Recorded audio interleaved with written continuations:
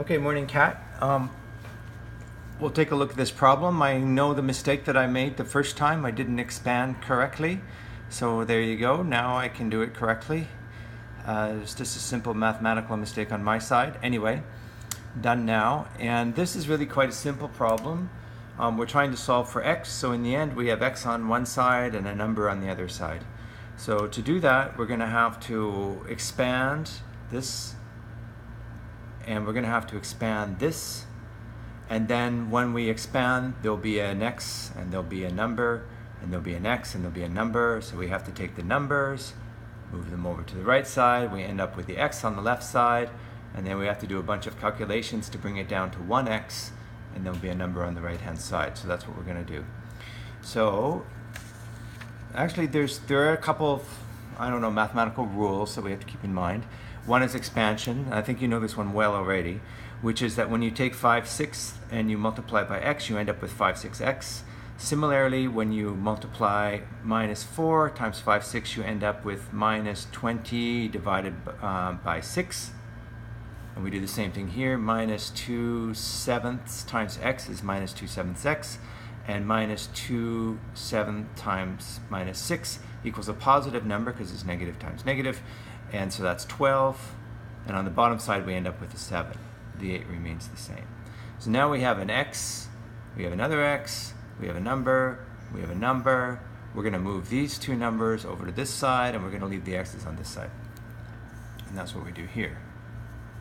So now I've got just the 5x over 6, and I've got the minus 2x over 7 on this side, and I still have the 8 on this side, and I move the minus 20 over 6, and when you move that side over to this, it becomes a positive, as you know, so it becomes plus 20 over 6, and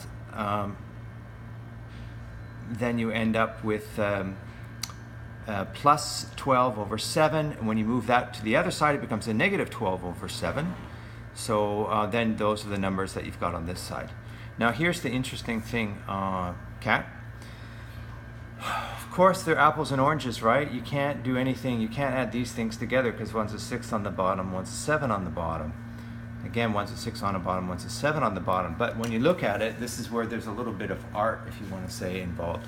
You look at it and say, well, the common denominator, the same number that 6s and 7s have in common are, if you multiply 6 by 7, you get 42.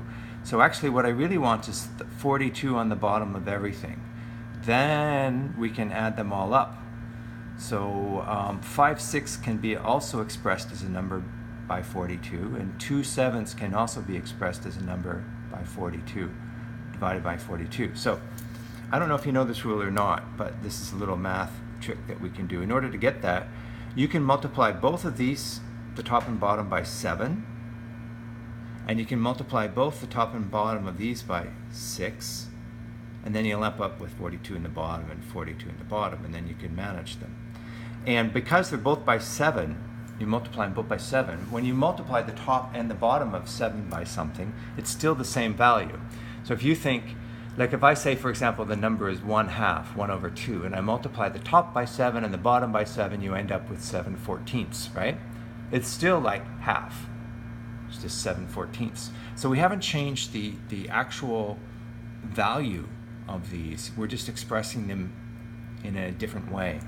So to do this then, I'm going to end up with 7 times 5x, so that's 35, divided by 42.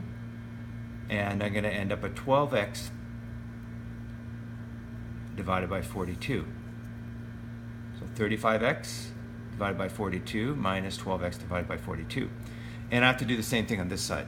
I take the 7, multiply it by 20, I end up with 140 divided by 42. I take the 6, I multiply it by 12, I end up with 72 divided by 42. So things are looking better, right? They're better organized, but you still have this massive number 42 at the bottom.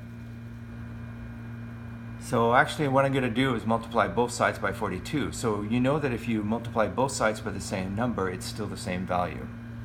Just before I do that though, I want to clean up this. There's a little bit of, I want this to be just one number. So I'm going to simplify that to, if you take minus 72 plus 140, you end up with 68. You can do the math yourself. Just take 68 plus 72 and you end up with 140. So that's how you end up that. So now I've got it pretty simplified. I'm down to 35x, write it here, 35x over 42 minus 12x over 42 equals 8 and 68/42s. So now I'm going to put a great big parenthesis around this, another parenthesis around this, put a 42 there, put a 42 there, right? Still the same, it's just that now we're going to wipe out the 42s in the bottom. And we end up with, you cross that one out and cross that one out, and you end up with 35x minus 12x, which is 23. And when you multiply 8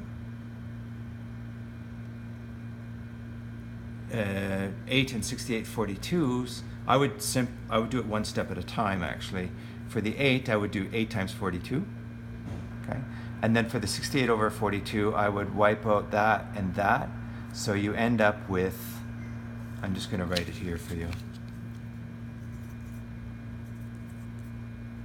68/42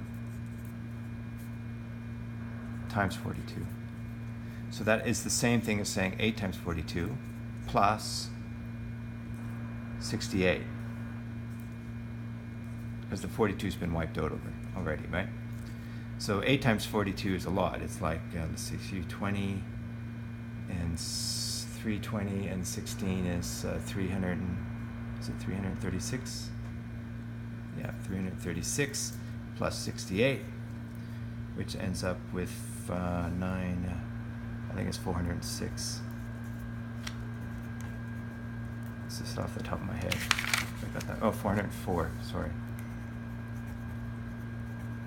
404. So you can see what I did here. I hope that's coming through in the video. So you got 23x on this side, you ended up with 23x on this side, and you end up with 404 on this side. I just whip down to there. And then you can take the 23x and move it over to 404, and you end up with x equals 404 divided by 23. You can simplify it further if you want, like you'd end up with, I don't know, 16 or 17 plus whatever it is, 17 over 23. But I noticed in their answer they just ended up with 404 over 23. So hopefully that works for you. Kat, have a look at it, and if you have some questions, let me know. Thanks.